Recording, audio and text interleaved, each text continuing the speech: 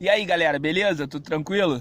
Tamo junto, tô chegando mais uma vez para mais um papo rápido e hoje a gente vai trocar uma ideia sobre o mercantilismo. Afinal de contas, o que foi isso, né? É um assunto importante, sempre cai nas provas, sempre tá presente aí nas provas de história, seja o Enem, seja vestibular, seja concurso, sempre vai cair alguma coisa, é importante a gente saber. Afinal de contas, o que é o mercantilismo, né? O que foi isso? O mercantilismo ele também é chamado de capitalismo mercantil, tá? Para muitos autores ele é considerado uma das fases do capitalismo. O mercantilismo ele é uma série de práticas que não eram muito comuns no período medieval. E o mercantilismo ele está inserido em um contexto de transformações muito importantes na história. A gente vai ter aí o final do feudalismo, a crise do feudalismo, tá? A valorização das cidades, a ascensão da classe burguesa, a gente vai ter a ascensão dos estados nacionais, a formação dos estados nacionais, a gente vai ter as grandes navegações. Então vão ser muitas coisas acontecendo mais ou menos na mesma época. O mercantilismo está dentro disso tudo, está dentro de todas essas transformações que estão acontecendo lá na Europa, beleza? O período do mercantilismo, o período que ele vai vigorar com força, vai do século XV ao século XVIII. Nesse período aí de mais ou menos 3 séculos, o que vai acontecer é uma espécie de preparação que vai dar origem ao que a gente chama de capitalismo industrial, que começa ali a partir mais ou menos do século XVIII, né? E esse mercantilismo, ele tem algumas características, ele tem na verdade, uma série de práticas que vão ser características desse movimento, tá? Dessa época. E eu vou estar falando aqui algumas dessas características, vou estar explicando para você cada uma delas. É importante a gente dizer também que o mercantilismo ele não foi igual, essas práticas não foram iguais em todos os lugares da Europa, tá? Aconteceram assim, cada lugar teve as suas especificidades, cada região ela adotou mais uma prática, menos outra. A gente vai falar aí sobre isso também ao longo da nossa conversa. E uma das primeiras características do mercantilismo é o monopólio estatal. Uma das primeiras características é esse monopólio estatal. O que isso significa? Que o rei, o Estado, tá? Ele vai ser a grande figura que vai decidir onde e quando vai rolar o investimento. A gente precisa lembrar que a gente está na época do absolutismo. A gente vai trocar uma ideia sobre isso depois também, o que vem a ser. Eu vou explicar com mais calma, mas em linhas gerais o absolutismo o poder está concentrado na figura do rei. Ele vai ser o cara que manda e desmanda. Então, na economia é a mesma coisa. Vai ser o rei que vai decidir para onde vão os investimentos. O rei que vai decidir qual vai ser a política econômica, tá? E o rei meio que se junta com a classe burguesa que está ascendendo nessa época, ela está surgindo, está lutando pelo seu espaço. É interessante notar que o rei e a classe burguesa eles têm uma relação meio que de amor e ódio, tá? Por quê? Porque a classe burguesa, isso os historiadores vão dizer, ela vem com o propósito de acabar com os privilégios da nobreza. E o rei é o maior de todos os nobres, então o rei tem interesse em manter seus privilégios, em manter os privilégios da nobreza. Mas o rei também sente que precisa da burguesia. Então, os reis na história, eles vão estar ora se aproximando, ora se afastando dos interesses da classe burguesa. E a gente vai ter como ponto final disso a Revolução Francesa, onde a classe burguesa derruba a monarquia, né? Mas isso é papo para uma outra conversa. Voltando aqui então pro mercantilismo, né? Voltando aqui pro mercantilismo. A gente tem como primeira característica esse monopólio estatal, esse monopólio real, que é basicamente isso. É o rei que decide onde vai ser investido, o que vai ser investido, é o rei que está mandando na parada. Uma segunda característica é a balança comercial favorável. Que diabos vem a ser isso, Michael? Que troço é esse de balança comercial favorável? É muito simples, é muito tranquilo de entender. Balança comercial favorável é a ideia de que você tem que exportar mais que importar. É a ideia que você tem que vender mais do que comprar. É a ideia que você tem que vender os seus produtos e evitar comprar o produto dos outros. Por quê? Porque isso vai trazer grana para você. É muito simples. Se você vende mais do que você compra, você gasta menos e ganha mais. Então você vai ser mais rico. Mole, mole, tranquilinho. Muito fácil de entender.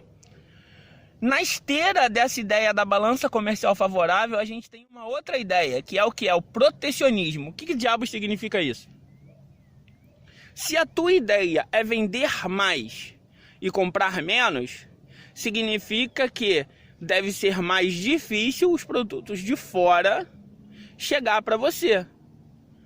Porque imagina, você tá num lugar, você é o rei de um país, e esse seu país, ele tem grandes fabricantes de vinho, por exemplo. Só que o seu vinho, o vinho feito no seu país não é tão bom.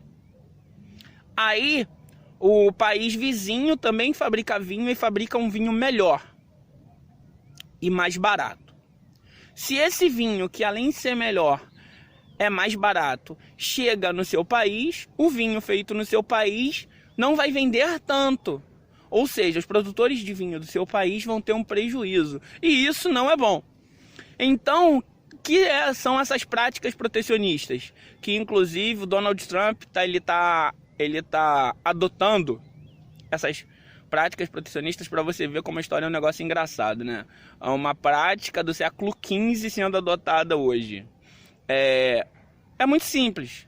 A gente aumenta os impostos sobre os produtos estrangeiros, assim eles vão ser mais caros. E sendo mais caros, a maioria da população vai comprar os produtos do mercado nacional, que são mais baratos. É simples, é tranquilo. E isso vai fazer com que a balança comercial esteja sempre favorável, porque você vai vender mais e comprar menos, importar menos.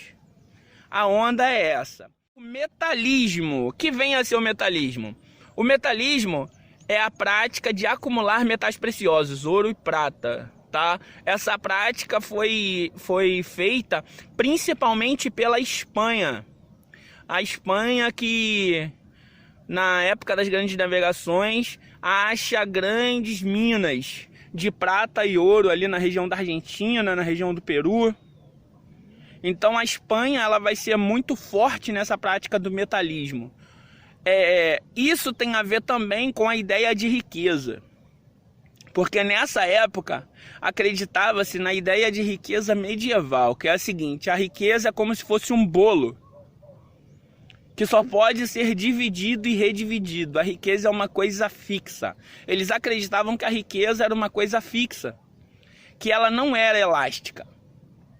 Com a vinda da ideia do capitalismo, primeiramente industrial, depois financeiro, a ideia de riqueza mudou. Hoje a gente tem a noção de que a riqueza é uma coisa elástica, ela pode ser sempre aumentada, você pode sempre produzir mais riqueza. Riqueza produzindo mais riqueza. Aliás, é essa a ideia de capital. Capital é dinheiro que produz mais dinheiro. Riqueza que produz mais riqueza. Capital é isso, tá? Se o dinheiro ele fica parado, ele não é capital. Isso é papo para uma outra conversa. Mas voltando aqui agora para o metalismo, que é uma das características do mercantilismo, é isso, tá? Você tem a ideia de que a riqueza é uma coisa fixa, que ela só pode ser redividida, ela nunca pode gerar mais riqueza, ela não pode ser aumentada, ela não pode ser multiplicada, como se fosse um bolo que só pode ser dividido. Então, quem tiver a maior fração desse bolo vai se dar melhor, vai se dar bem. E de que forma você faz isso? Acumulando metal precioso, principalmente ouro e prata. E a Espanha vai ser muito forte nisso. Outra prática vigente dessa época é o colbertismo. Se você tem a Espanha sendo muito forte no metalismo, você vai ter a França sendo muito forte no colbertismo. Aliás, o colbertismo vem de um ministro francês chamado Colbert. E o que vem a ser o colbertismo? Era o incentivo à produção de manufaturas, que a manufatura é meio que o avô da indústria, sacou? É a produção de manufaturas para exportação. É o incentivo, você dá um incentivo para a galera que produz as manufaturas, principalmente produtos de luxo, para exportação. E assim você vai conseguir trazer para si a riqueza das outras nações. A França, ela não tinha grandes minas de ouro e prata, então ela não podia investir no metalismo. Então o que ela faz?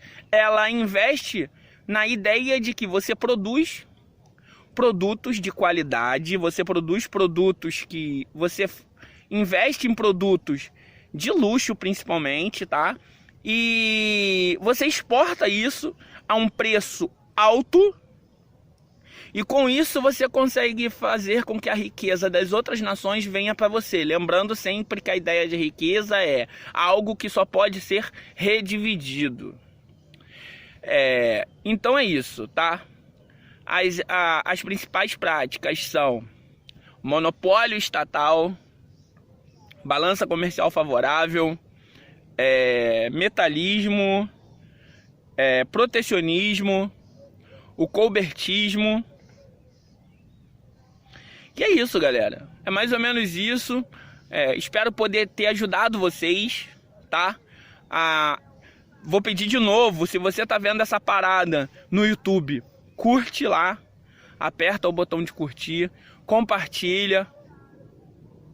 Se você ainda não está inscrito no meu canal, se inscreve lá. Vai ter sempre vídeos lá no canal, vídeos como esse, Papo Rápido. Eu vou postar algumas mini aulas também. Vou fazer mais conteúdo, vou trazer mais conteúdo maneiro para você.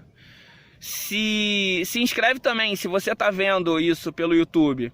Vai também lá no Instagram, @storyart, @story_art, na verdade. Você vai estar achando a gente lá. Lá no Instagram tem conteúdo todo dia também. Também tem uma página no Facebook, tá? Lá no Facebook você vai achar a nossa página também, StoryArt, @StoryArt. E é isso, cara. Fecha com nós, tamo junto. Força sempre e até a aprovação. É nóis, galera. Bye.